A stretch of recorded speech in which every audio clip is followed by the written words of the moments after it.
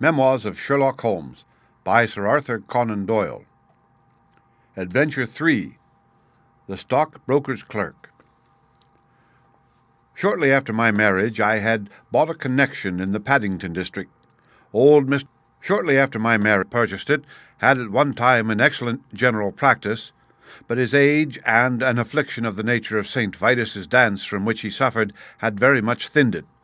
The public, not unnaturally, goes on the principle that he who would heal others must himself be whole, and looks askance at the curative powers of the man whose own case is beyond the reach of his drugs.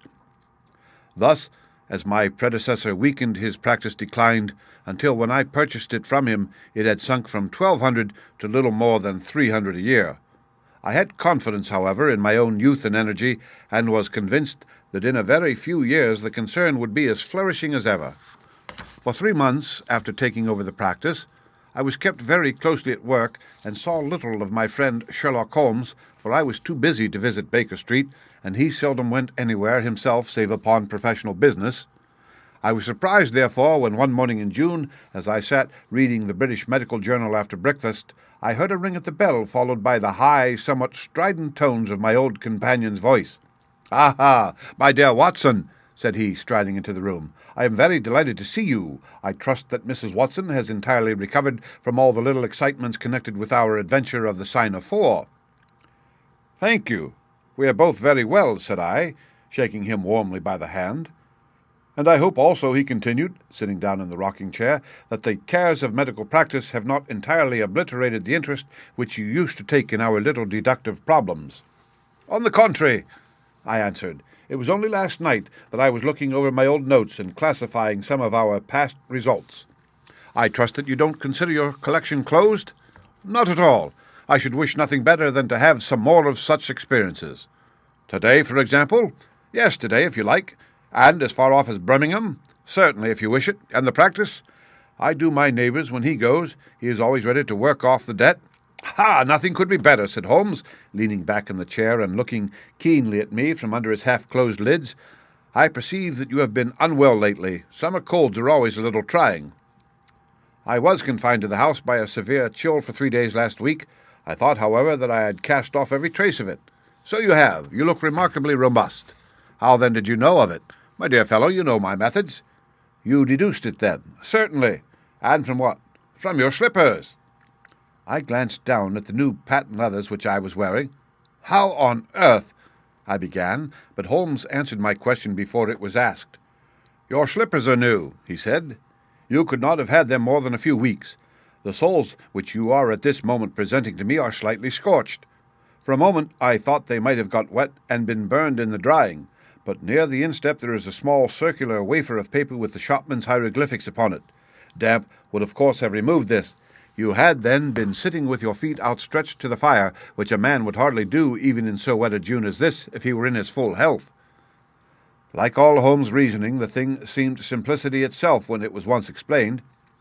He read the thought upon my features, and his smile had a tinge of bitterness. "I'm afraid that I rather give myself away when I explain," said he. "Results without causes are much more impressive. You are ready to come to Birmingham, then?" "Certainly." "What is the case?" "You shall hear it all on the train. My client is outside in a four-wheeler. Can you come at once?" "In an instant." I scribbled a note to my neighbour, rushed upstairs to explain the matter to my wife, and joined Holmes upon the doorstep. "Your neighbour is a doctor," said he, nodding at the brass plate. "Yes, he bought a practice as I did." "An old established one?" "Just the same as mine." "Both have been ever since the houses were built." "Ah, then you got hold of the best of the two." "I think I did, but how did you know?" "By the steps, my boy. Yours are worn 3 inches deeper than his. But this gentleman in the cab is my client, Mr. Hall Pycroft. Allow me to introduce you to him. Whip your horse up, cabby, for we have only just time to catch our train." The man who I found myself facing was a well-built, fresh-complexioned young fellow with a frank, honest face and a slight, crisp yellow moustache. He wore a very shiny top hat and a neat suit of sober black, which made him look what he was, a smart young city man of the class who have been labelled cockneys, but who give us our crack volunteer regiments, and who turn out more fine athletes and sportsmen than any body of men in these islands.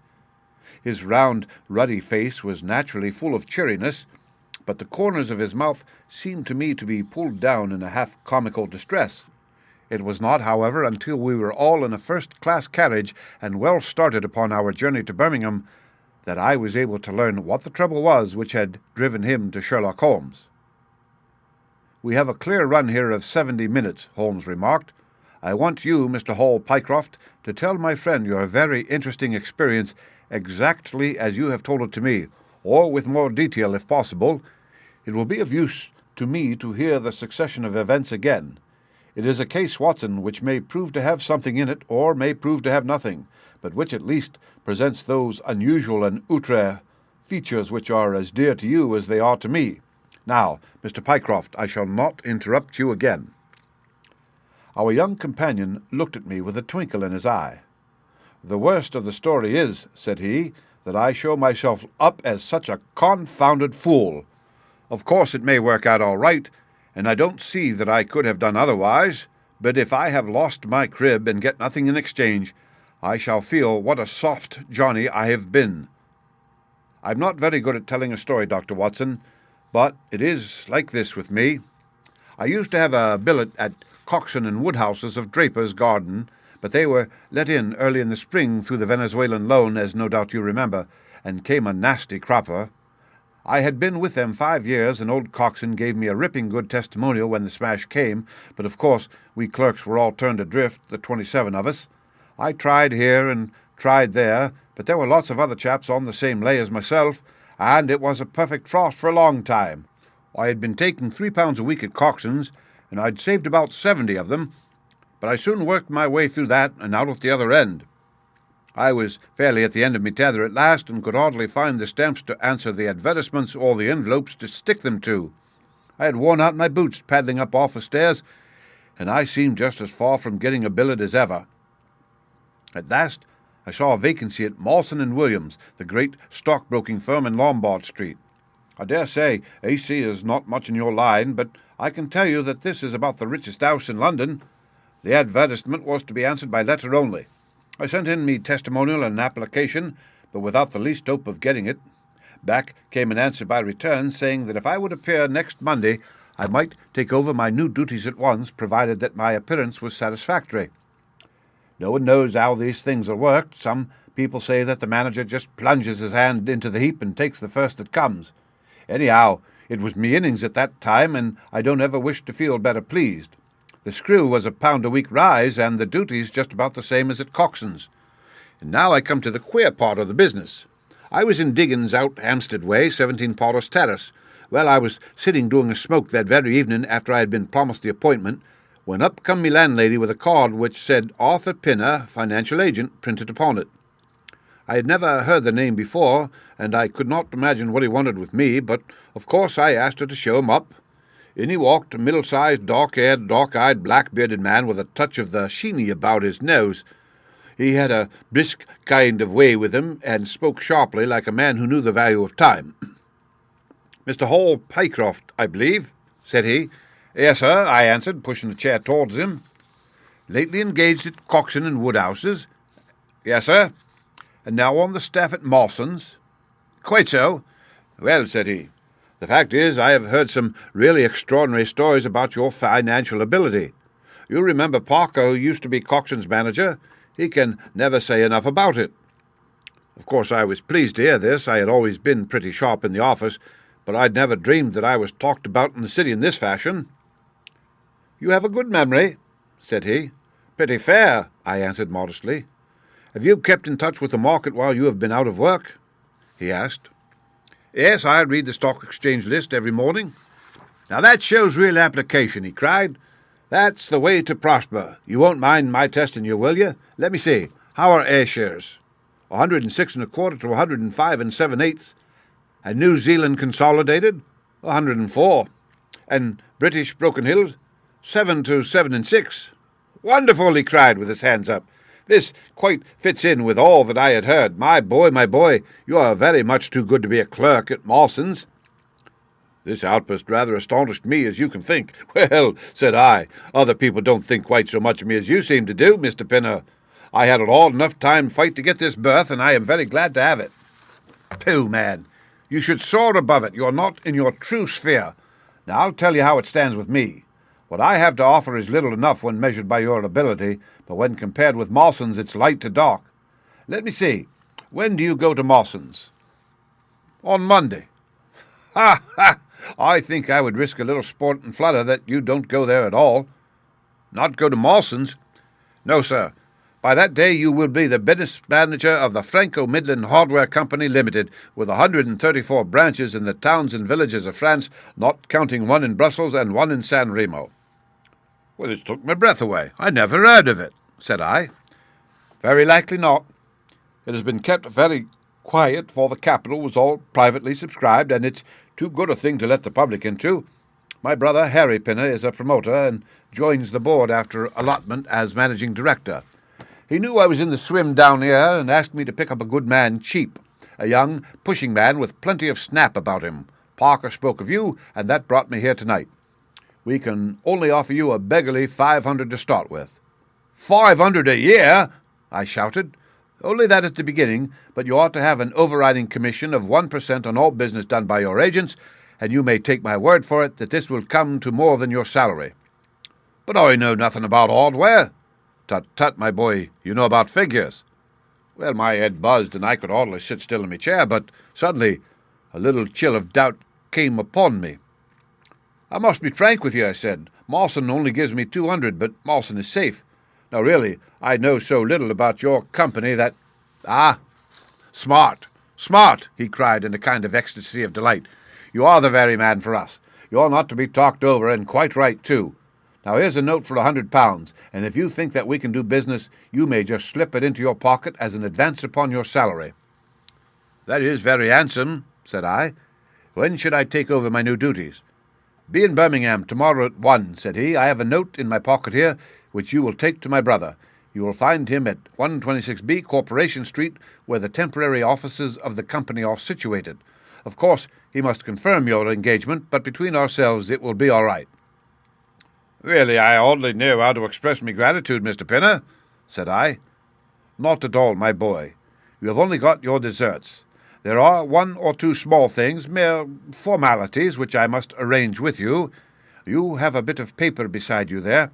Kindly write upon it, I am perfectly willing to act as business manager to the Franco-Midland Hardware Company Limited at a minimum salary of £500. I did as he asked, and he put the paper in his pocket. There is one other detail, said he. What do you intend to do about Mawson's? Well, I had forgotten all about Mawson's in me joy.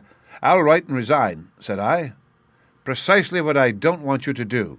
I had a row over you with Mawson's manager. I had gone up to ask him about you, and he was very offensive, accusing me of coaxing you away from the service of their firm and that sort of thing. At last I fairly lost my temper. If you want good men, you should pay them a good price, said I. He would rather have our small price than your big one, said he. I'll lay you a $5, said I, that when he has my offer you'll never so much as hear from him again. Done, said he. We picked him out of the gutter, and he won't leave us so easily. Those were his very words. The impudent scoundrel, I cried. I've never so much as seen him in my life. Why should I consider him in any way? I shall certainly not write if you would rather I didn't. Good. That's a promise, said he, rising from his chair. Well, I'm delighted to have got so good a man for my brother. Here's your advance of £100, and here's the letter. Make a note of the address, 126B Corporation Street, and remember that 1 o'clock tomorrow is your appointment.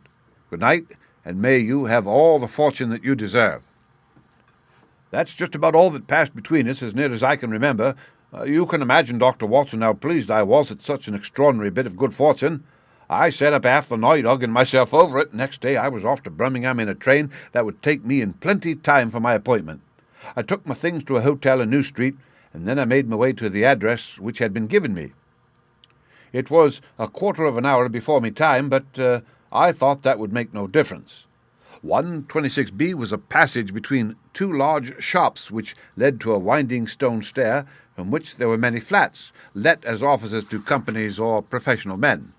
The names of the occupants were painted at the bottom on the wall, but there was no such name as the Franco-Midland Hardware Company Limited. I stood for a few minutes with my hat and my boots, wondering whether the whole thing was an elaborate hoax or not, when up came a man and addressed me. He was very like the chap I had seen the night before, the same figure and voice, but he was clean-shaven and his hair was lighter. "Are you Mr. Hall Pycroft?" he asked. "Yes," said I. "Oh, I was expecting you, but you are a trifle before your time. I had a note from my brother this morning in which he sang your praises very loudly."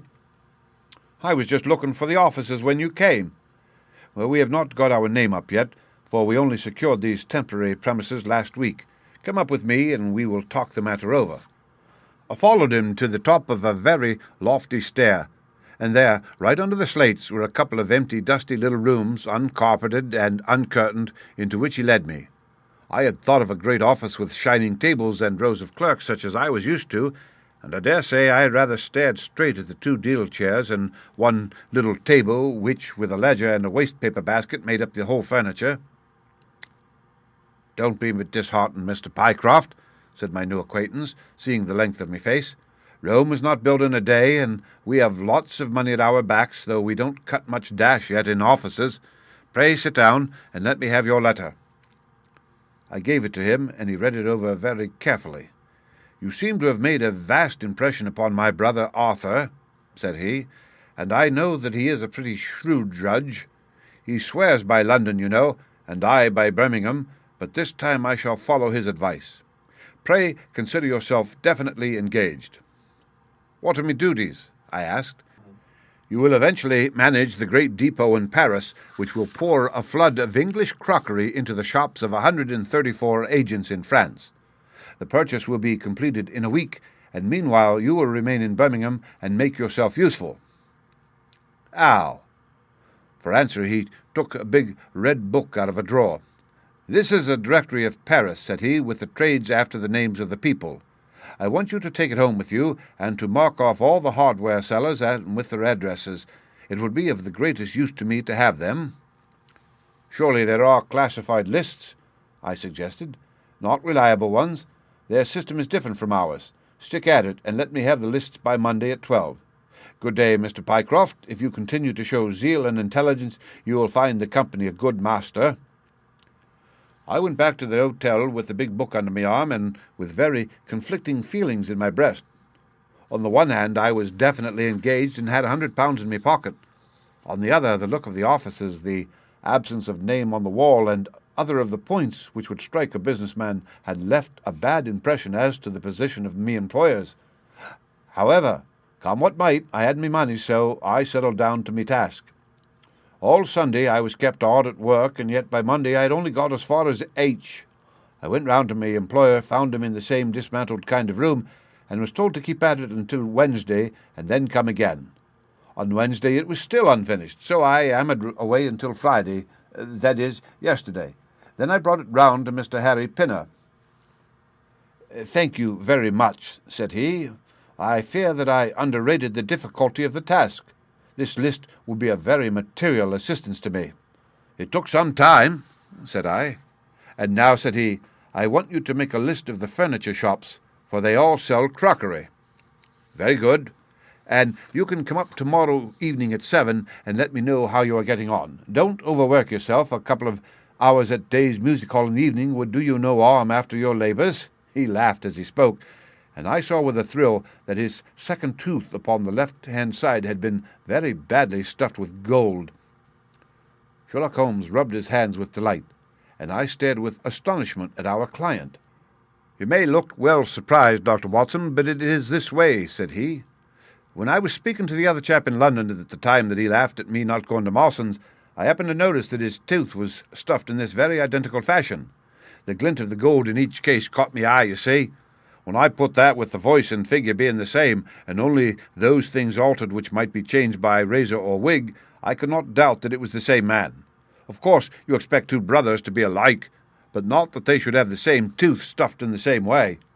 He bowed me out, and I found myself in the street, hardly knowing whether I was on my head or my heels. Back I went to my hotel, put my head in a basin of cold water, and tried to think it out. Why had he sent me from London to Birmingham? Why had he got there before me? And why had he written a letter from himself to himself? It was altogether too much for me, and I could make no sense of it. And then suddenly it struck me that what was dark to me might be very light to Mr. Sherlock Holmes. I'd just time to get up to town by the night train to see him this morning and to bring you both back with me to Birmingham." There was a pause after the stockbroker's clerk had concluded his surprising experience.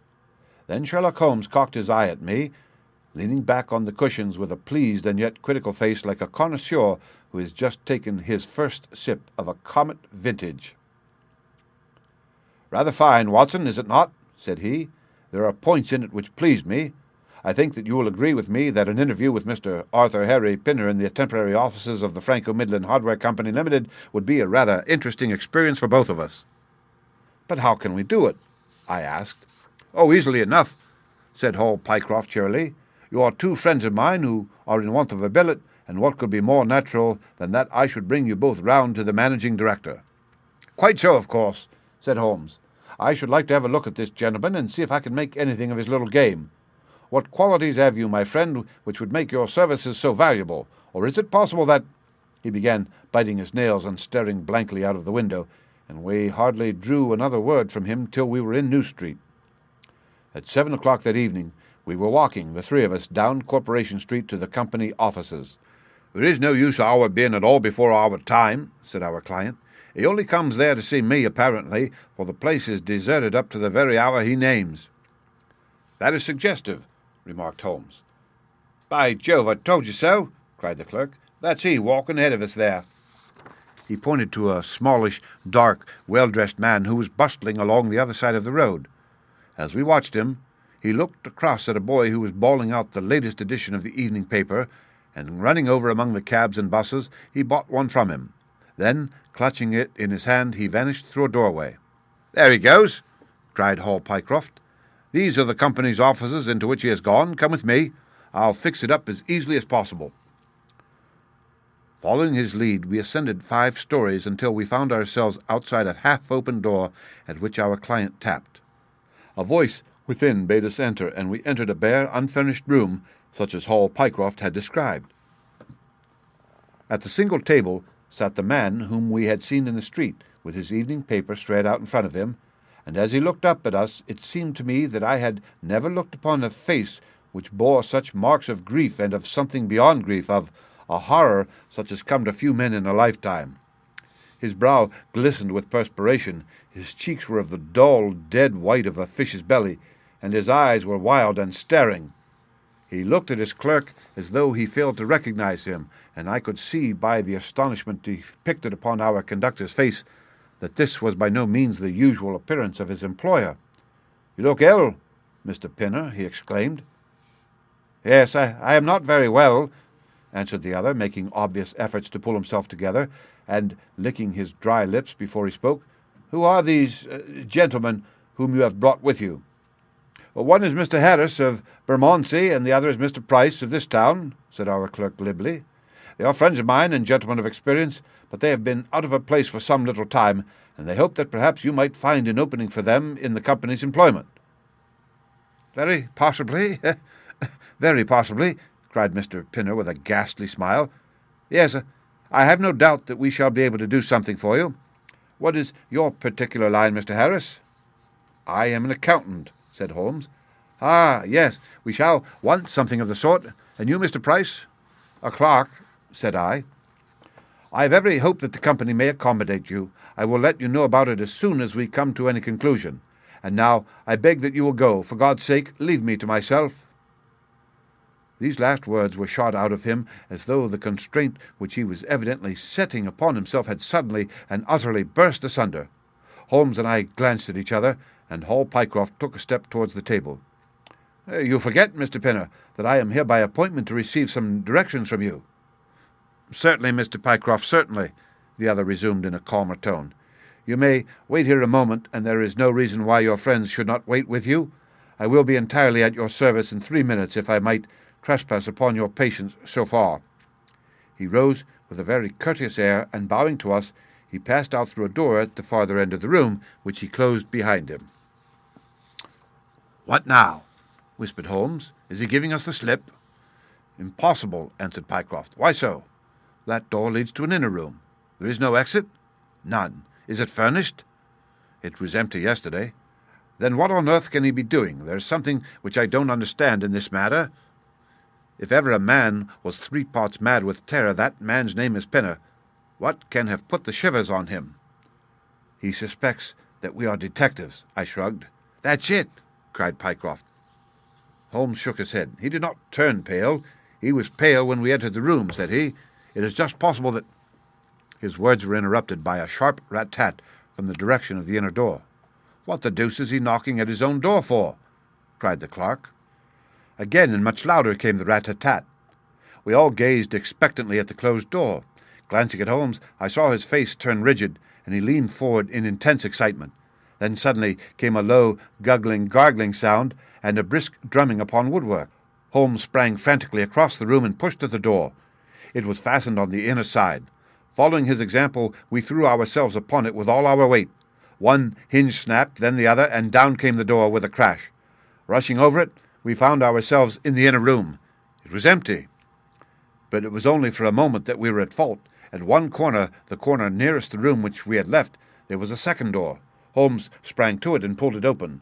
A coat and a waistcoat were lying on the floor, and from a hook behind the door, with his own braces around his neck, was hanging the managing director of the Franco Midland Hardware Company. His knees were drawn up, his head hung at a dreadful angle to his body, and the clatter of his heels against the door made the noise which had broken in upon our conversation. In an instant I had caught him round the waist and held him up, while Holmes and Pycroft untied the elastic bands which had disappeared between the livid creases of skin.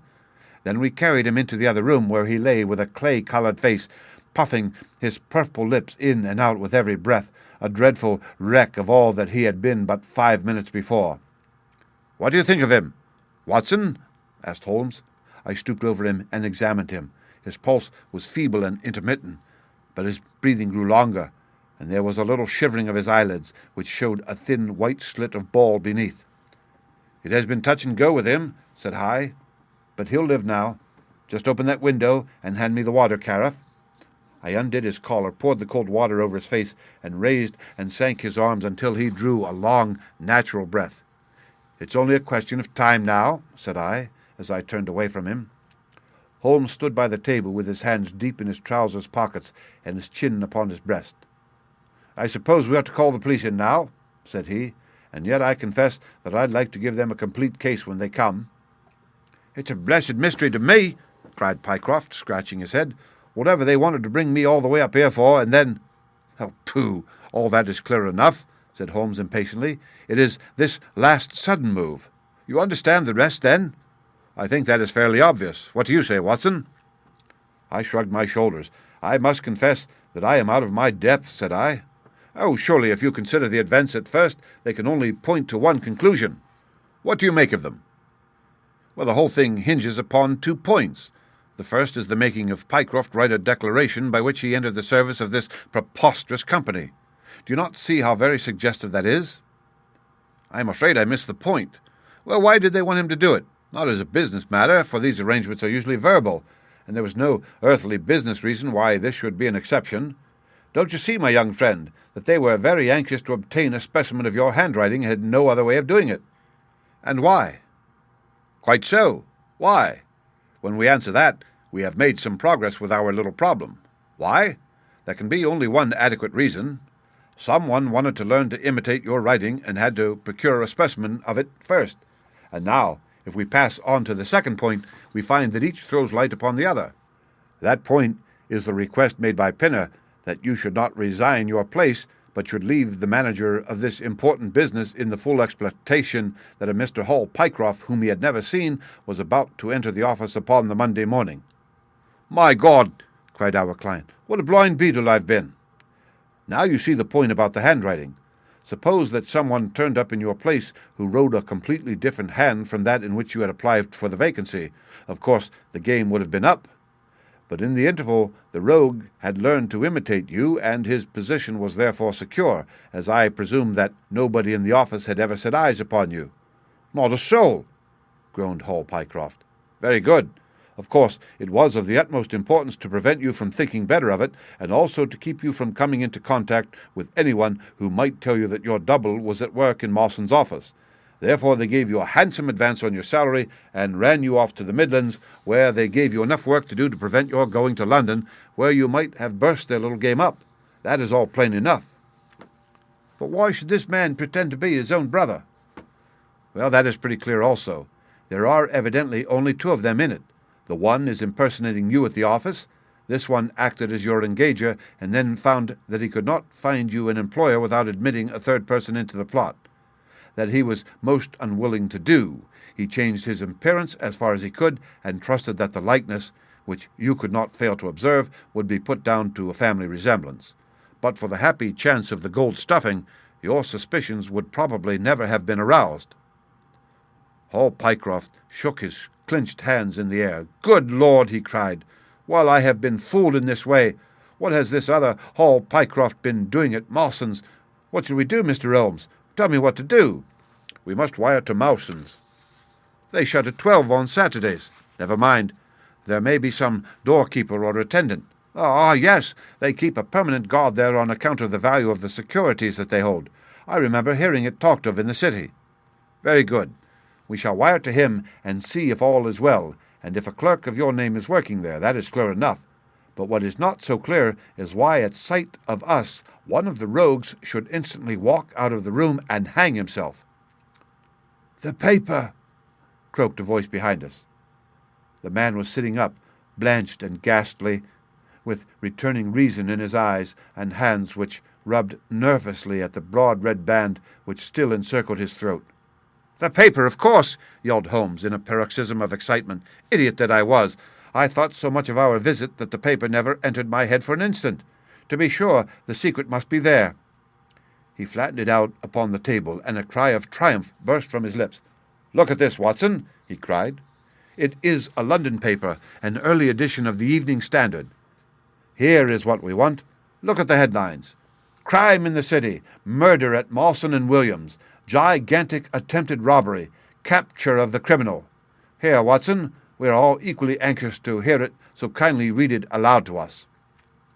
It appeared from its position in the paper to have been the one event of importance in town, and the account of it ran in this way. "A desperate attempt at robbery culminating in the death of one man and the capture of the criminal occurred this afternoon in the city. For some time back, Mawson and Williams, the famous financial house, have been the guardians of securities which amount in the aggregate to a sum of considerably over £1,000,000. So conscious was the manager of the responsibility which devolved upon him in consequence of the great interest at stake, that safes of the very latest construction have been employed, and an armed watchman has been left day and night in the building. It appears that last week a new clerk named Hall Pycroft was engaged by the firm. This person appears to have been none other than Beddington, the famed forger and cracksman, who, with his brother, had only recently emerged from a 5-year spell of penal servitude.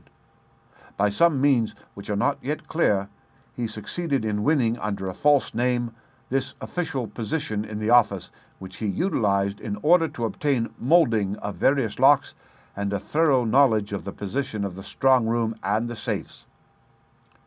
It is customary at Mawson's for the clerks to leave at midday on Saturday.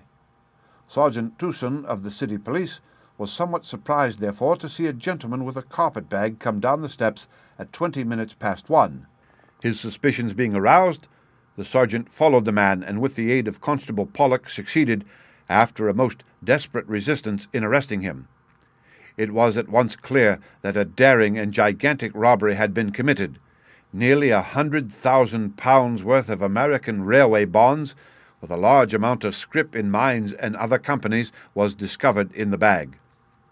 On examining the premises, the body of the unfortunate watchman was found doubled up and thrust into the largest of the safes, where it would not have been discovered until Monday morning had it not been for the prompt action of Sergeant Tucson. The man's skull had been shattered by a blow from a poker delivered from behind. There could be no doubt that Beddington had obtained entrance by pretending that he had left something behind him, and having murdered the watchman, rapidly rifled the large safe and then made off with his booty. His brother, who usually works with him, has not appeared in this job as far as can at present be ascertained, although the police are making energetic inquiries as to his whereabouts. "Well, we may save the police some little trouble in that direction," said Holmes, glancing at the haggard feature huddled up on the window. "Human nature is a strange mixture, Watson. You see that even a villain and murderer can inspire such affection that his brother turns to suicide when he learns that his neck is forfeited. However, we have no choice as to our action. The doctor and I will remain on guard, Mr. Pycroft, if you will have the kindness to step out for the police." The End. Read by Rick Kistner for Lit2Go, on the web at fcit.usf.edu.